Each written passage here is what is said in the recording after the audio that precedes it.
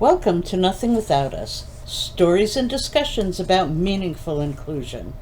We will talk about accessibility, true inclusion, and disability justice with stories, policy updates, discussions, and related commentary on the value of being accessible and inclusive. We believe life should be accessible for everyone, and everyone should be included in all aspects of life. I am your host, Annette Bourbonnier. I am a 70-ish year old woman with short gray hair and eyeglasses. I am sitting in a power wheelchair, and my service dog Kirby could show himself at some point during the podcast. This podcast is captioned. Please press the subscribe button at any time during the podcast if you have not already done so. It will not cost you anything, but it will help us make this podcast grow. You are also welcome to make comments in the chat and to give us feedback about what you do or do not like. We especially appreciate a thumbs up. Today's show is the second in the Crip the Vote series, where we engage office holders and candidates in discussion on disability issues. And I'm honored to welcome Congressman Magaziner, who represents the 2nd Congressional District in Rhode Island. So welcome, Congressman. Thank you for having me, Annette. I really appreciate it. I appreciate your being here. So you know persons with disabilities represent between 20 and 25% of the U.S. population, making us the largest minority in the country. However, discussion about disability just doesn't make it to campaign or other public appearances. So this sub-series is geared to having that happen. So we'll ask questions and discuss some of the things you're working on and some of the issues we encounter and where we might work together on solving problems. Okay, so I've looked at the caucuses and committees you're on, and clearly you're already doing some work in this area. I know you're on both the bipartisan mental health and substance use disorder task force, as well as the Congressional Mental Health Caucus. Both mental health disorders and substance use disorders have a lot of there's a lot of misinformation, a lot of fear, a lot of concerns about it. I can tell you that I do not usually separate disabilities between mental health and physical. They're all resulting from a physiological variant, so I think they're all physical. So what are the things you're working on now in this area, and how might that affect Rhode Islanders? Well, thank you, Annette, for the opportunity to be here. And we need to be doing everything we can as a government and as a society to ensure that all Americans are able to participate in every aspect of life to the fullest. And so, to me, that means increasing accessibility and pathways to as much independence as people are capable of, and access to opportunities to participate in all aspects of life. So there's a few specific pieces of legislation that I've been working on in this space. And I should also say, by the way, I recognize that I am in sort of I have big shoes to fill. I have the seat that used to be held by Jim Langevin for 22 years, who was a history-making member of Congress from Rhode Island, the first quadriplegic American to serve in the United States Congress, first to preside over the House of Representatives. In Rhode Island, we were also represented for over a decade by Patrick Kennedy, who was very open in his struggles with with bipolar disorder and with addiction, and was a real champion for mental health parity as well. So I know I have big shoes to fill and a great example to follow. So in the time that I've been in Congress, I've introduced a bill called Dominic and Ed's Law. It's a bipartisan bill. I actually introduced it with J.D. Vance, the running mate of Donald Trump. So, when you talk about Democrats and Republicans working together, J.D. Vance and I probably agree on very little, but we were able to come together on this. And It's a bill that would allow parents whose children develop a severe disability to be eligible for student loan discharge. So under current law, students who become disabled are able to have their federal loans forgiven or discharged if the loans are in the student's name. But oftentimes, parents and grandparents and others take out loans on behalf of the students, on behalf of their children.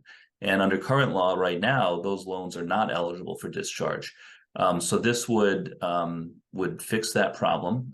This bill would, if you're a parent that took out a loan to help your kid go to college, but then your kid develops a disability, would allow those loans to be forgiven. And I'm very excited by the fact that this is a bipartisan bill and a bicameral bill with both Democrat and Republican support in both the House and the Senate. So that's one that I'm excited about. I've also signed on as a co-sponsor to several other bills that have to do with access to disability benefits and preventing discrimination. So, for example, and I won't go through all of them in the interest of time, but the Stop the Wait Act, which would phase out the 5-month waiting period to receive SSDI, Social Security Disability Benefits. Mm-hmm. That's a bill that I've co-sponsored that I'm excited about. And also the Equality for Families with, it's a mouthful, let me try to get this right. Equality for Families with Disabilities Act, which would basically provide protections for parents and guardians of disabled young people from being discriminated against due to disability, the disability of their children. So these are just a couple of examples, but I'm very committed to doing everything I can to advocate for all Rhode Islanders and all Americans, regardless of what disabilities they may have. Well, I appreciate that. When you mentioned Social Security and it's, we have a lot of policies in this country. Well, Social Security is still set in the 1950s. It's like really almost 100 years old, right? And we're still in those policies. But, they're part of what we do to keep people with disabilities poor. I refer to them as poverty enforcing policies, PEPs. Yes. And so I'm glad to see that you're doing something about that, because no matter how you look at it, once you become disabled, you definitely are forced into poverty right from the get-go, and there's not much of a way out. They have policies written by people who have never had to live in them, so it's pretty challenging. Yeah, for sure. And I think in that vein, one of the things that we need to do is increase the asset limits Absolutely. so that people don't have to live in fear, from day to day that if their account goes over by a couple of dollars, that their benefits could be frozen. When I was state treasurer here in Rhode Island, I launched the ABLE program, Right. which give people a vehicle to save money without triggering the asset limit. But that's a workaround when really we ought to just address the core issue, which is that the current $2,000 limit is ridiculously low, like you said, stuck in the 1950s. Right. And if somebody's check doesn't clear on time, they could lose their benefits. That's just not right. Right, and that does happen. People go even higher income than this magical 250% of the federal poverty level, which is kind of a meaningless level. But if you earn $50 over that, you lose your Medicaid benefits, and Yeah. in some disabilities are very, very expensive. I know that spinal cord injury is the annual expenditure for disability related costs is in the area of $75,000 to $100,000 a year. So, Wow. so you don't want to lose that for $50 of income. Yeah. So we should be encouraging people to support people in their efforts to work rather than hamper them. So I'm glad you're doing that. What if we talked a little bit about something else that I see you're working on, and it is another interest. People don't always think of environmental justice as related to disability justice, but it very much is. And so I know you're on that disaster equity and building resilience caucus. And Yeah. I'm sure that you're very familiar with the READY Act. Yes. I've seen what Senator Casey has submitted on that in the past. And, often people will talk about it as just environmental, but the requirement that people with disabilities and seniors, I get 2 votes, by the way, there, have to have meaningful inclusion in the planning right from the get-go. And, that's, we're a coastal state. I think it's something that we need to be concerned about. I know Congress has been challenging lately. I'm surprised when anybody gets anything done this year. This session's been hard. But do you have any idea when this READY Act will get passed? Is there enough support for it? Yeah, it's a good question. I mean, I know it's a bill that has a lot of support, and I certainly support it as well, I should say up front. I think part of the challenge is that, unfortunately, the 118th Congress is the least productive Congress in recent memory because there are so many other points of division. It took 17 votes to elect a Speaker of the House. We've been narrowly avoiding defaulting on the debt and having government shutdowns. And so, unfortunately, there's a lot of good bills with good bipartisan support that just haven't come up for a vote yet. And now, of course, we have the election right around the corner. So I suspect that what's going to happen is, for a lot of these bills, there probably won't be much action until the election. But then right after, regardless of what the outcome of the election is, right after, they're going to call us back in November, and we're going to have a very busy November and December, where a lot of these good popular bills that have been kind of in the queue are going to come up, very quickly. I'd say as far as the READY Act goes specifically, the reason I support it is it's really just common sense. When we have natural disasters, we're always in Rhode Island, we're always at risk of flooding, we're always at risk of hurricanes. We even in parts of the state now are having wildfires, and it just stands to reason that if you're developing a plan for how to evacuate people from a dangerous area, you got to keep in mind that not everybody has the same mobility options that the rest of us do. And so, having plans to transport people, shelter people, get people the help that they need that are inclusive of all different types of mobility it's common sense, but it's the kind of thing that unfortunately hasn't been given the attention it deserves. And that's why I think the READY Act is so important, to put some real teeth into it and some real requirements in place on states when they do their disaster planning. Right. And those of us with disabilities are the ones that are going to know, what do we need when we get to a shelter? The likelihood anybody could transfer me to a cot is between slim and none. Then I have to worry about plugging in wheelchairs, sanitation for certain medical devices and stuff. It is frightening to think that it could happen. I'm like, okay, I live on top of a hill. Maybe that means nothing bad will happen. But we had a close call in Newport a few years ago when we lost all our natural gas for a week. That's a really good example. Yeah. Right. But these are all challenges that can be met with planning, right? Like, exactly. Have good planning up front so that you're not having to scramble, Right. When the disaster comes. Right. Yes. I do. I actually talked about the READY Act last year in a symposium on inclusive science communication.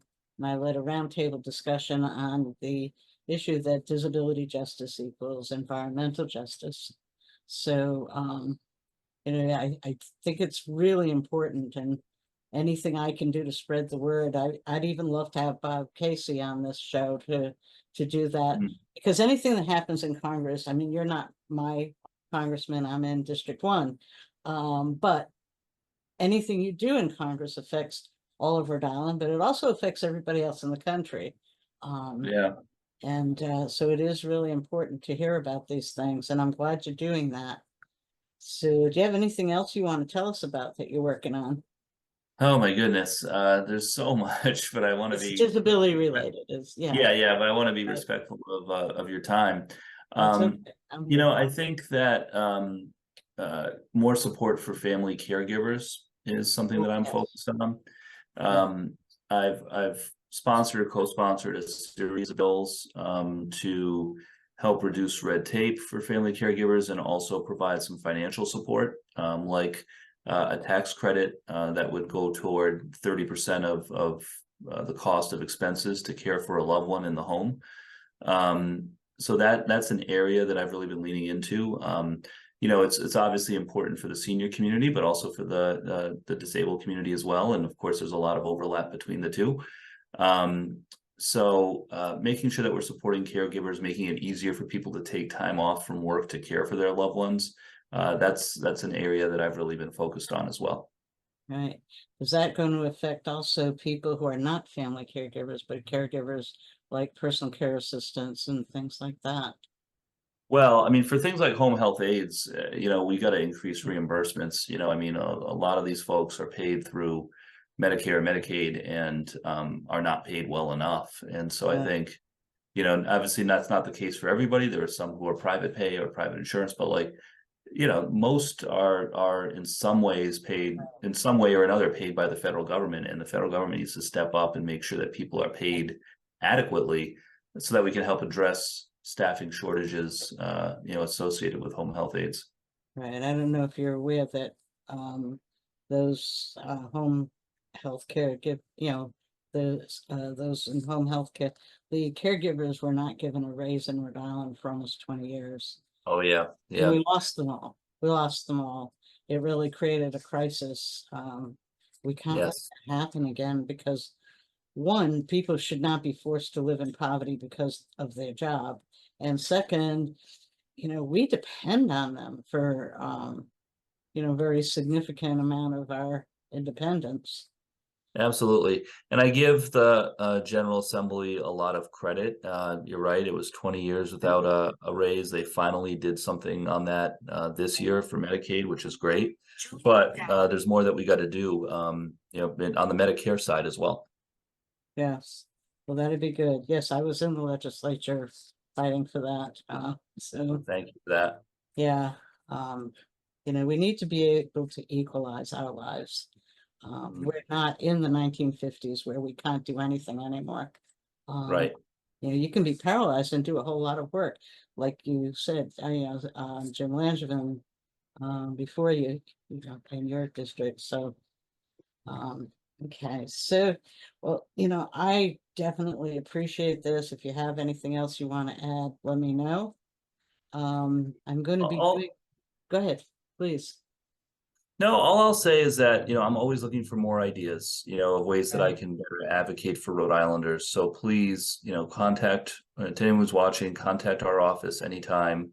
right, Let me know if there's an issue that you're having a hard time with.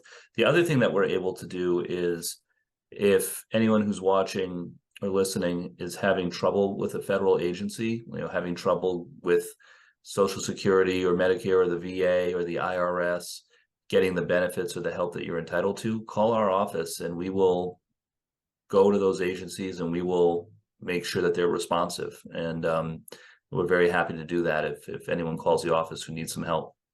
right. And if anybody leaves comments on the video that about help they need, I will definitely forward them to you, to your office, either the one locally or in DC. So, Terrific. I really thank you for joining me on this. And people with disabilities really need to have our voices heard. And I thank you for listening to that. I really do. Well, thank you Um, so much, Annette, for your yeah, advocacy and your leadership. And I look forward to continuing to work together. okay. So thank you for listening. I'm Annette Bourbonnier from Nothing Without Us, stories and discussions of meaningful inclusion. Please hit the subscribe button and give us a thumbs up. We appreciate comments. tell us who you want to hear from and what you want to hear discussed. I will be happy to forward any questions you send me to the congressman, and tell your friends about us so we can grow. Okay, so you can find us on YouTube and LinkedIn and Instagram and Threads, as well as on Patreon. And also remember, our democracy depends on everyone getting out and voting, and you can't complain about the results unless you do.